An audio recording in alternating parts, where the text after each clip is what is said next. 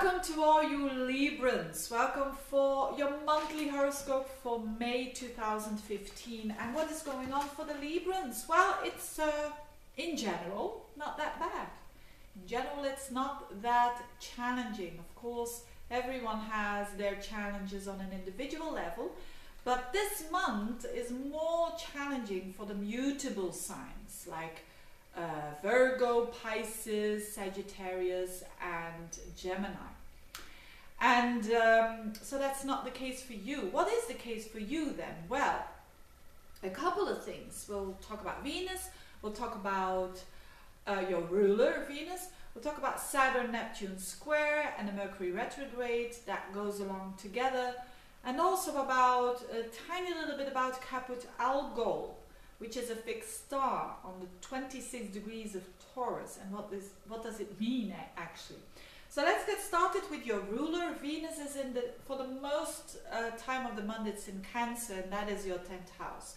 So if you're looking for a job, if you're looking for a promotion, it's the time. It's now the time to use your Libran charm, and Librans do have naturally a charm that makes them very easygoing, and that they can get what they want through their charm, basically. And having Venus there in the point of the horoscope that has to do, the highest point of the horoscope, means that you can be seen because of your work, you can be valued because of what you do. So if you think that you deserve a promotion, ask for it. It's a good time with Venus there, because Venus makes you more gentle and makes you very charming to get what you want. And of course you need to deserve it, that's another thing. But also for finding a job, use your charm when it comes to you trying to get that job. And it's a very positive influence having Venus up there. Also, if you do some business of your own, you can attract more clients with Venus there, and people see you, people are content with what you deliver. So overall, a very good month there for you. It does get into the mix of the Pluto-Uranus square, it does. And that will, but that's only for a couple of days, and I will give you those days that you will feel a bit more frustrated or feel a bit more that you need to make some changes there. And that will be around, let's say, approximately around the middle of the month. So no, the 3rd week of the month. So let's say around the 18th, 19th, 20th of the month, 21st. So there you can feel some frustration, that, or you can feel that you need to do some changes. Just be patient, and you need to make some changes considering, as I said, work. If you had a quarrel or discussion with a boss, for instance, it can peak around that time, but then it will pretty much get resolved. Because there are some changes that you've made there. So if you really want to make some changes, it's a good time again around that time, but take it easy. What else is going on? There's a square between Saturn and Neptune for a long time, and the square means that we all will be a bit discontent about something, especially if we expect too much. We're not going to be disappointed if we don't expect too much. And the Saturn is about reality, and Neptune is about idealism, so it clashes in a square. Now this is going on for the whole year, but you won't feel it as sharp as this month, because this month it is all triggered by Gemini, the planets that are going through Gemini, like Mars and the Sun and Mercury going retrograde there even. So it is not in the most prominent house for you, so it's not going to blow you away or anything, but it's something that you can consider. For you, it will have to do mostly with, again, work, or communications in general.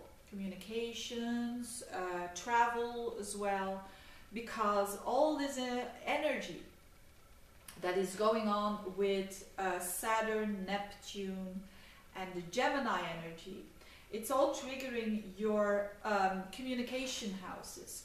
So if you are going on travel, just be aware that things can slow down a little bit. So it doesn't have to be a bad thing. Just bring along a book, or bring along some work if you need to fly or travel or whatever. Just that you are prepared that things can go a little bit slower. On the other hand, it can be a very good time to study and to figure out something, because these are this, you've got Saturn in your third house. So Saturn is about going deep, going very focused in the third house of learning.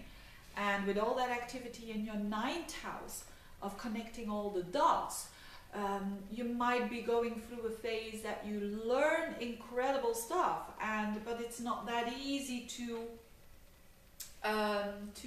incorporate every information. So again, take your time, stand still with what you are learning, and you will benefit a lot from it when Mercury then goes into your 10th house again of work. So Mercury retrogrades are about standing still, and people not always like that, but I think for you it won't be that hard, because it's just standing still about something that you've been learning for a while. And it has to do with your vision, it has to do with your philosophy. So maybe you're learning something. So maybe a course that you had earlier, you're going to do it again. And now you see new things. It's like a book that you read, or a movie that you are going to see, and you see other things. And you saw the movie 10 years ago, or you've read the book 10 years ago, but there's new stuff coming in. It's that kind of energy. So it's not bad or anything, it's just that you're standing still.